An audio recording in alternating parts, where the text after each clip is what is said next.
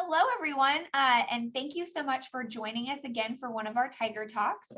We are excited today to have with us Abigail Carberry, who is our coordinator for fraternity and sorority life, located in the Office of Student Leadership and Involvement. And she is here to talk with you about fraternity and sororities here on our campus and ways that your student can get involved. Abigail, thank you so much for joining us today.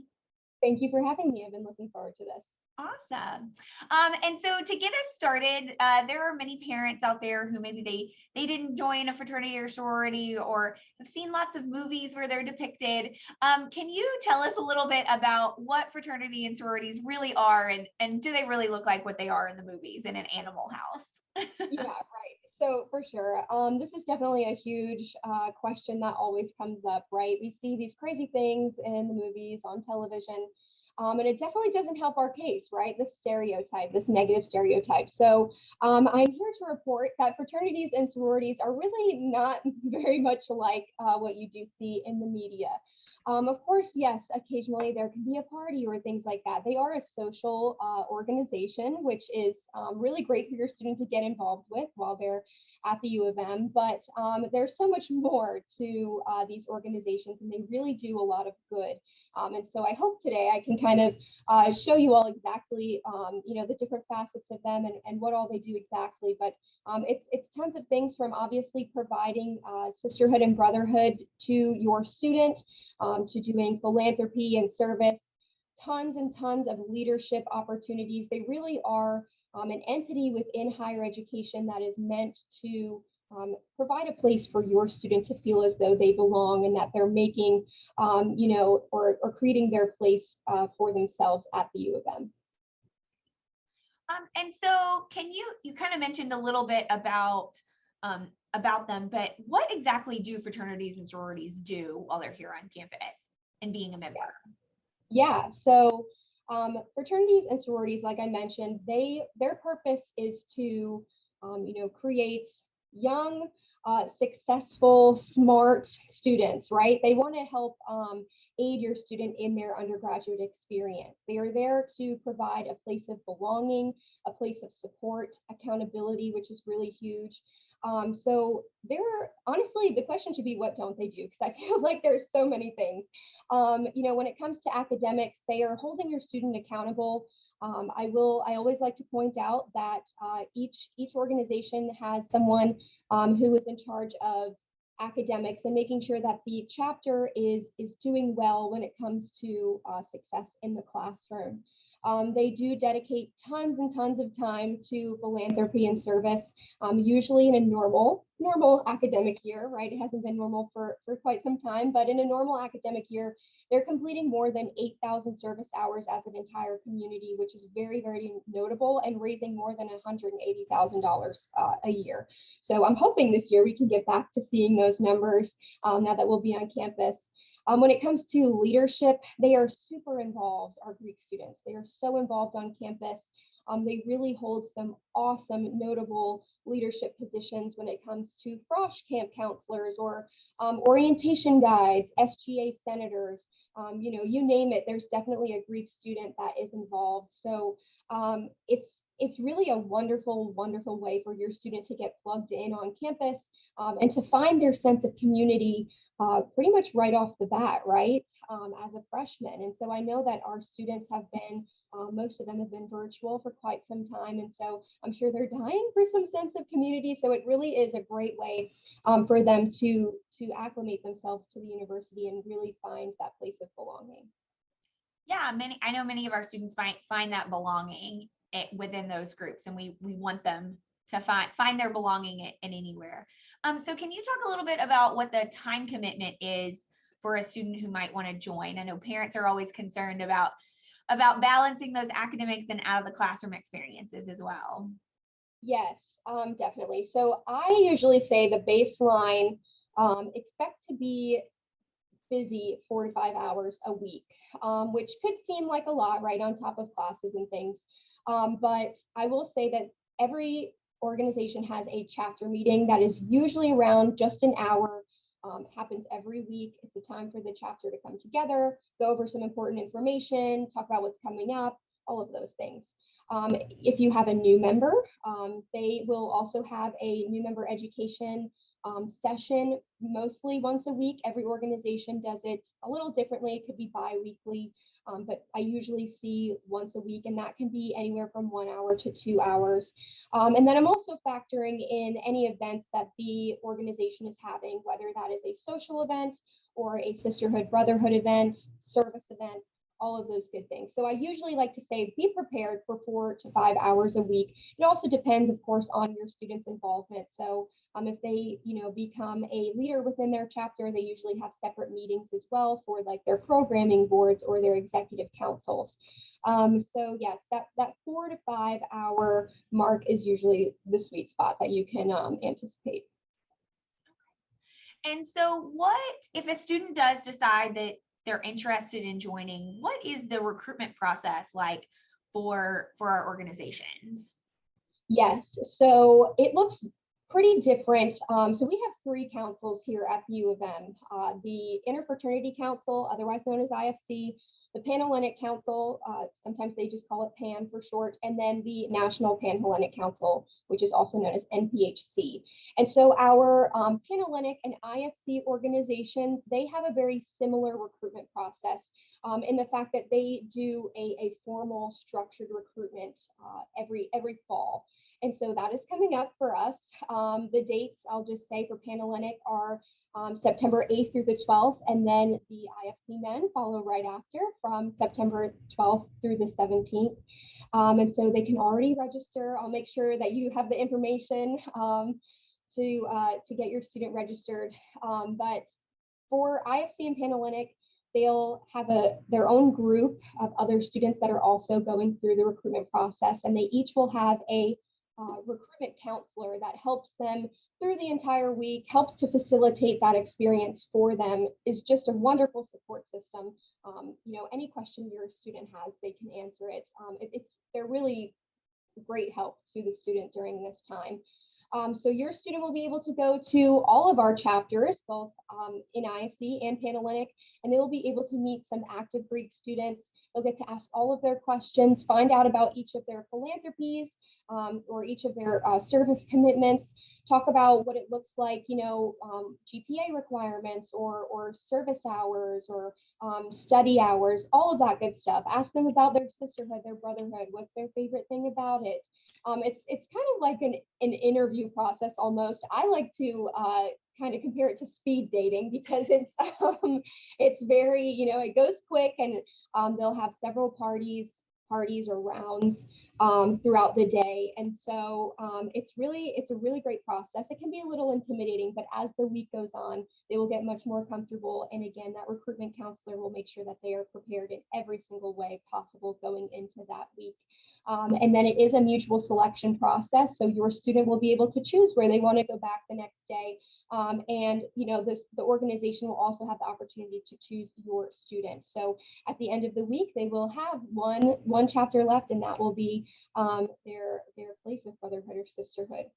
When it comes to the National Panhellenic Council or NPHC, they have a pretty discrete process. So we do a NPHC Interest Week this year. It's going to be September 5th through the 11th. And they have a specific event during this week that's called NPHC Do's and Don'ts. And so any student that is interested in joining NPHC, they really should attend this meeting because then they will know, the do's and don'ts of how to join an organization. Because like I said, they are a little bit more discreet. They like to do things behind the scenes. I do know that their intake process kind of happens on their own timeline as well. Each of the organizations, does intake on their own timeline. And so it usually looks like a behind the scenes interview process. They get to have interest meetings. They get to know each other over a period of time. And then it is a mutual selection process there as well. It just looks a little bit differently. So I definitely highly recommend that do's and don'ts event, September 5th through the 11th. I forget which day specifically it is, but you can look on social media. And that will be the best way for them to learn about the NPHC intake process. And for those students who are interested in an NPHC organization, those students don't usually join their freshman year, correct? Yes, so I'm glad you brought this up. So they can join as a freshman. However, they usually are a second semester freshman. So one big thing about joining NPHC is that you have to have 12 completed credit hours already under your belt. So you won't be a first semester freshman, and those credits, I will say, have to be completed at the U of M. It can't be any transfer credits or anything like that. So usually that looks like a second semester, spring freshman, or oftentimes students will even wait until their fall of sophomore year, or even junior or senior year. You don't have to be a freshman to go through any of our recruitment processes, which I really love. That's good. That's good to know for parents as they encourage their students to pick which one might work for them. And so can you actually tell us a little bit about, particularly for NPHC, we're kind of unique. We have the all 9 of the Divine Nine. Can you tell parents a little bit about that? Yes, so NPHC, there are 9 organizations that make up NPHC nationally. And so one really awesome thing about the U of M is that we do have all 9, and we call it the Divine Nine. They do tons of programming. They actually just had their back to school stroll off. They're doing tons of stuff all the time. There's some really, really great organizations. And so again, that NPHC Interest Week, that is literally the best time for your student to learn everything about NPHC for sure. Yeah, I have missed those stroll offs. Having our students back on campus, those are always exciting. Okay, so once kind of a student is interested, so as they kind of go through the process, what's kind of the average dues and fees that a student might need to expect, or a parent might need to expect helping their student with along the way? Right. Yes, this is probably the biggest question, that I get. And unfortunately, I don't have a one size fits all answer. As much as I wish I did, I do not. So it does range, if I'm being transparent. It does range. It could be from the low 100s per semester to closer to $1,000 per semester. It just depends on the council and it depends on the chapter. I will say that right now, if you have a student who is interested in going through the Panhellenic recruitment process, I do have all of their dues information for at least the fall semester on our website publicly for you to see, which is really great. I know the parents are probably like, yes, that's great. It was definitely a little bit of a challenge, but I was able to get it done. So I'm super big on financial transparency, especially coming out of a pandemic, right? And still going through a pandemic. So I understand that, finances they could be very tight right now, just given the state of the world. And so you can go online to memphis.edu/Greek, and it will be on there if you go to the Panhellenic Council section. It doesn't have like a specific breakdown of, this is what this goes to and all that. It's just like basically a big number. Your student will get more of a breakdown during the recruitment process when they go over finances. But I definitely recommend going on there, just chatting with your student, whether the parents are paying for it or your student is paying for it. We do have lots of students who work to pay their dues here, which I'm very proud of at the U of M. And so I definitely recommend having that conversation. When it comes to IFC, I wasn't able to get all of their financial information on the website. Some organizations don't allow it to be out publicly. So if your student is going to go through the IFC recruitment process, they will be able to ask those questions and get those answers during their recruitment week. I also even recommend reaching out on social media and seeing if they will give that information prior to the recruitment experience. As far as NPHC goes, again, they're pretty discreet and private organizations. And so I don't have any of their financial specifics. And I know that a lot of them are not even able to provide that information publicly as well. So that, again, that week keeps coming up, the September 5th through the 11th, NPHC Interest Week. That is the time to ask those questions. And I do like to highlight to the parents that most, if not all of our organizations offer some sort of payment plan. So there's usually several options, whether that is, paying per academic year or paying by semester or monthly, whatever you are comfortable with. Usually they are pretty flexible when it comes to that. So just to put that on your radar, there are payment plans. And when your student does become a member, they also are available to or eligible rather to apply for national scholarships within their specific organization. Our organizations nationally give away, like millions of dollars a year in scholarships to students all over the country who are affiliated with their organization. And so I was lucky enough to receive some when I was an undergrad. And so that is a great opportunity to take advantage of as well. That is, scholarships are always an extra bonus to that. Yes, that's exciting. So you mentioned a little bit earlier about when we talked about time commitment, that new members might have to go to some extra meetings and things like that. What else would they expect their kind of first semester or first year? Yeah, so becoming a new member of a Greek organization can be, really intimidating, honestly, because now you're joining this group of students. They're older than you, right? And sometimes if you don't have any experience or any family members like me who are Greek, you really don't know what you're getting into, right? And so it can be intimidating for sure. However, they'll have those new member education sessions weekly, bi-weekly, whatever that looks like for your student's chapter. They usually go on about 6 to 8 weeks. And at the end of that education period, they will be initiated. And so initiation is a really, really special moment for your student in their organization. One of the best things about fraternity and sorority life is our rituals, because that is what makes the organization so special and so unique and individual, right? And stand out from all the rest of the Greek organizations. So they will be able to experience their first rituals, whether that's initiation or even sometimes they'll do like a new member pinning ceremony and stuff like that. So they can definitely, expect to be learning so much about their organization and really seeing some of those, organization secrets for the first time. There's tons of opportunity for the new members to get involved as well. Some of our organizations do have like a new member class representative or even like a smaller new member class executive board, things like that, programming board that they can get involved with right away. So I feel like in their first year, it's definitely a lot of new experiences, right? But one of my biggest things is get involved as much as you can, right?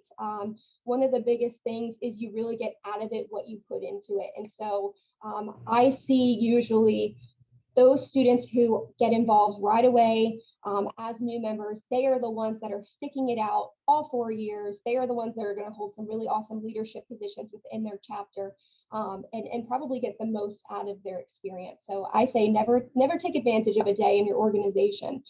It really has so much that it can provide your student. Definitely. And so can you talk a little bit about the importance that fraternities and sororities and the emphasis they have on community and campus involvement? And I know a lot of them have their own service projects or specific philanthropies that they do as well. Yes, and I actually my brain was still turning, and I forgot to mention in my previous answer about the Big Sister and Big Brother program. That's a huge thing that I want to highlight, and I don't want to leave that out. Because as a new member, your student will receive a Big Brother or a Big Sister. They call it usually like the Big Little program, if you've heard that before. And this is a mentorship program that basically all of our organizations do, and it is so wonderful. Again, how I mentioned earlier, your student might be a little intimidated. They're joining this group of upperclassmen.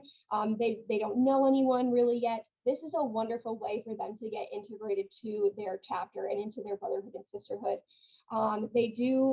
Every organization kind of does a little bit of, their own process, but basically, again, the speed dating thing kind of comes up because now you're like hanging out with some older members in your chapter and trying to see, which one that you jive with, which one you get along with best. And then there are usually some sort of like reveal, which is really, really special and fun.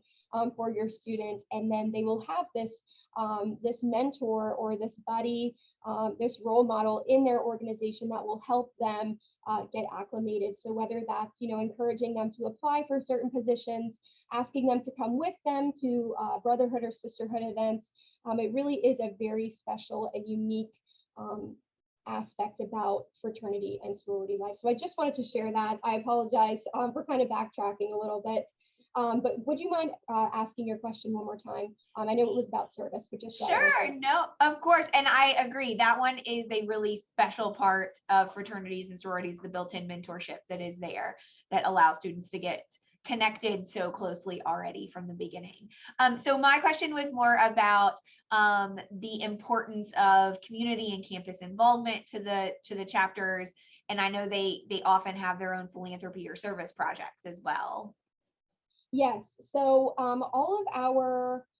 mostly all of our IFC and Panhellenic organizations are partnered with a national philanthropy. I know, for myself, I'm a Zeta Tau Alpha. I went to Mississippi State, and our philanthropy was breast cancer education and awareness. And so we were partnered with several national organizations to do our philanthropy work with. Those organizations will have several events throughout the year to raise money for their partners, and whether that is, and I'm new, I'll preface, I haven't been able to see a philanthropy event yet, but I know that some of our organizations will do like a late night food situation. So I think our Pi Beta Phi chapter does like wings or something like that, because one of their symbols is wings, and they do like chicken wings, and they'll sell them, and it does really, really well, right?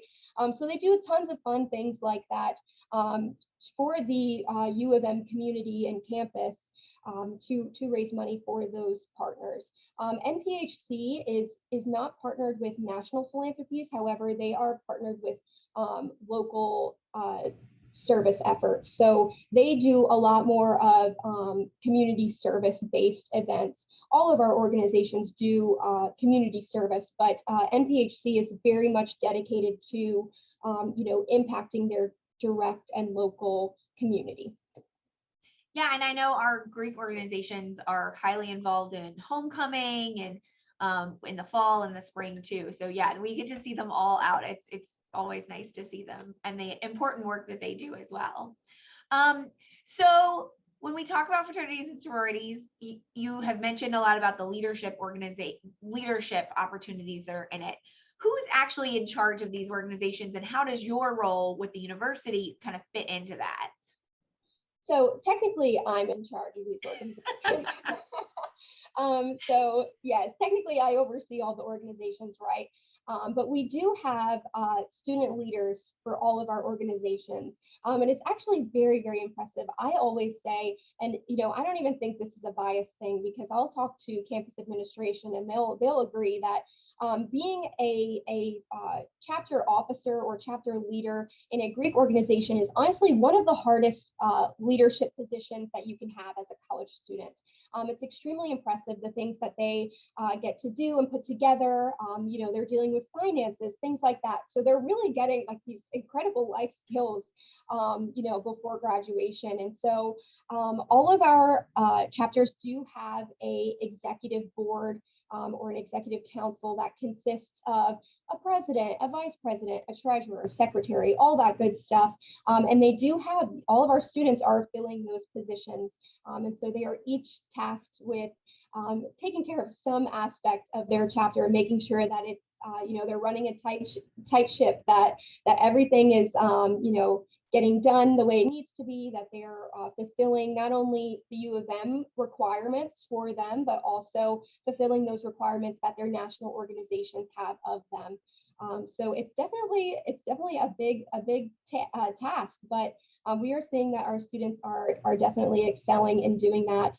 And I will add that all of our chapters do have a alumni or alumna group that works directly with them as well. So they help to also oversee everything. We don't just let the students, kind of just free reign. They do have several checkpoints and systems to make sure that everything is getting done and done well and all of that. So yes, they definitely have tons of support, but we do let them take you know, a lot of responsibility when it comes to running their organizations. So in terms of oversight, so what are the anti-hazing policies that we have here at the University of Memphis? Because I know, unfortunately, there are too many chapters who have made the news. Right, yes. And, you know, we do everything we can from a student leadership and involvement office point of view to educate our students, our Greek students, on hazing, what it looks like, what to do if something happens, how to prevent it, all of that. The University of Memphis has a zero tolerance policy when it comes to hazing, and all of our organizations are anti-hazing organizations. So there is no place for hazing on our campus, and there is no place for hazing within these organizations nationally.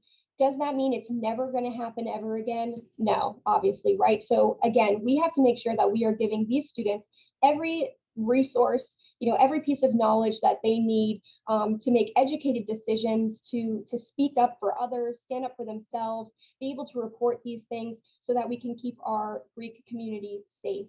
You know, our nationally, the organizations also roll out their own required mandatory programming when it comes to hazing. We do that as well on our end. And I always, you know, make it a point to tell our students, you know, please feel comfortable to come speak to me, whether that's texting me, calling me, emailing me, coming to the office. I'm pretty much available 24/7 to the students as well as the rest of our SLI staff. I'm a little biased, but I think we do a really great job at supporting our students. And so I always, you know, like to tell them, please feel comfortable coming to me. And if they don't, and something, you know, God forbid, does happen and they want to report it, they can always go to any campus administrator they feel comfortable with. And we also do have a place on our website, memphis.edu/Greek. On the left-hand side, there is a form. It should say report a concern about a student. And so they can go on there and they can submit a report anonymously or not. And we do investigate every single thing that comes through to our office, whether that is through that form or in person. Any allegations, we do investigate that very closely with the Dean of Students office. And so I want to assure parents, guardians, families, friends that we take hazing extremely serious here at the U of M, and we have absolutely no tolerance for it. It is my goal as the coordinator of fraternity and sorority life to ensure that your student has a very healthy, happy, and safe Greek experience if that is what they choose to do at the University of Memphis.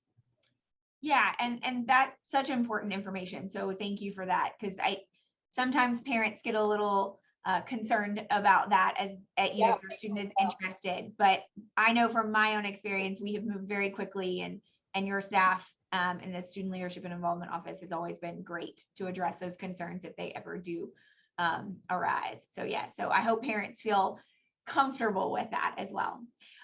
So kind of as we get to kind of the end, can you talk a little bit about, we've talked a lot about the benefits of what it means for a student to join while they're in school, but what are those benefits that you've seen students have after they graduate from being involved in a fraternity or sorority?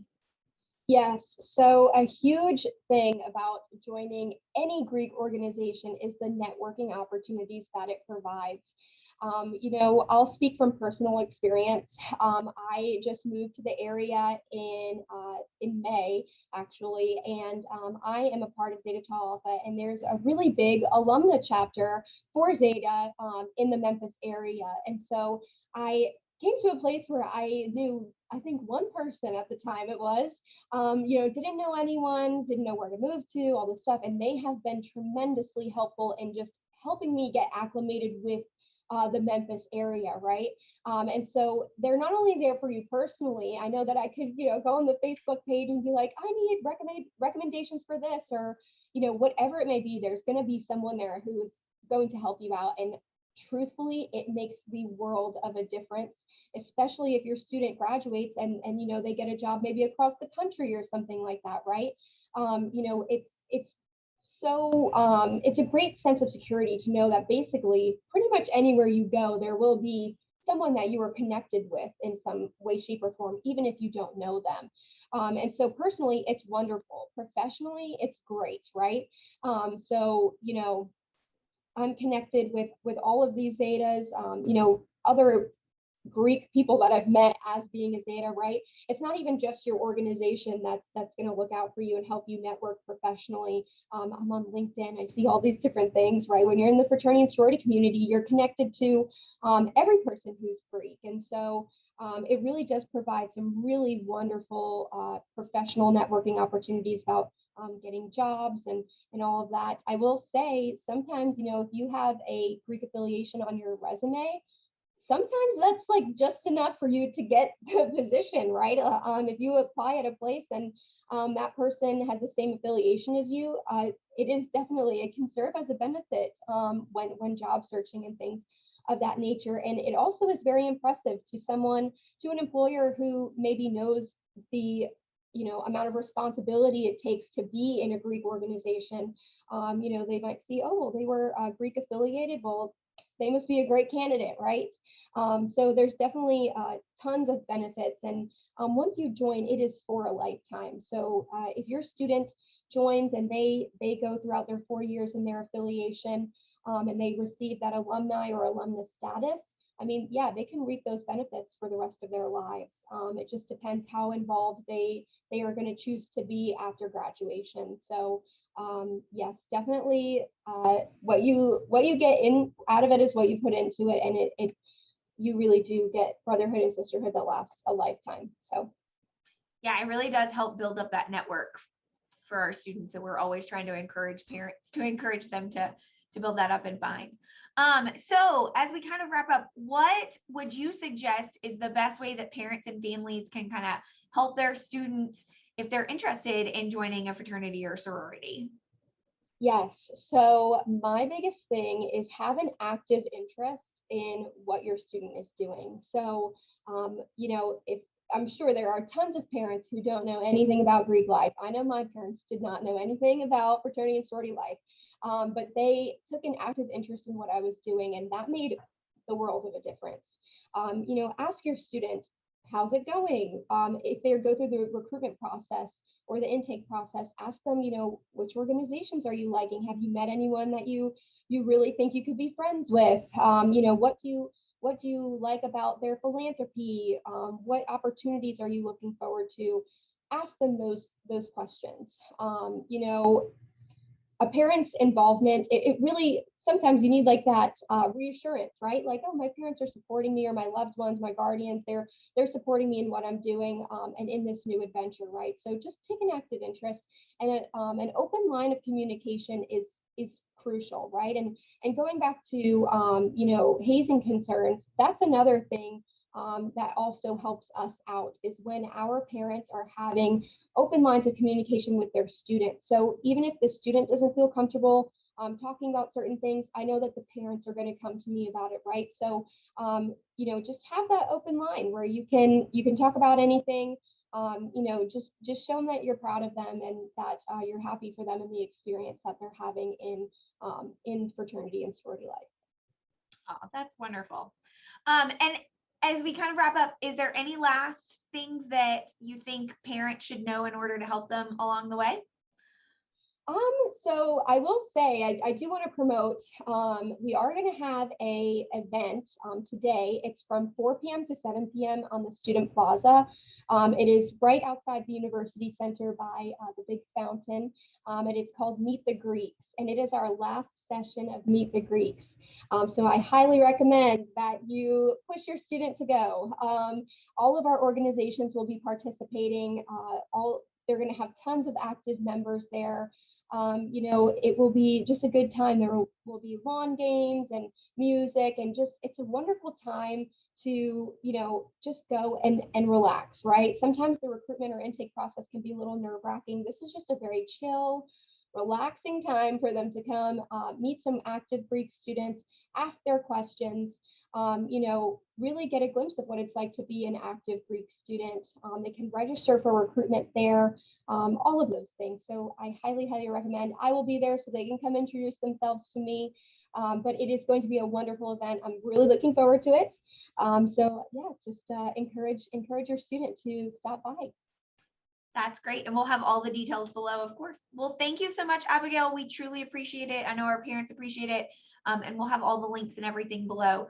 But thank you all so much for joining us for our next Tiger Talk, and we'll see you on the next one. Thanks so much.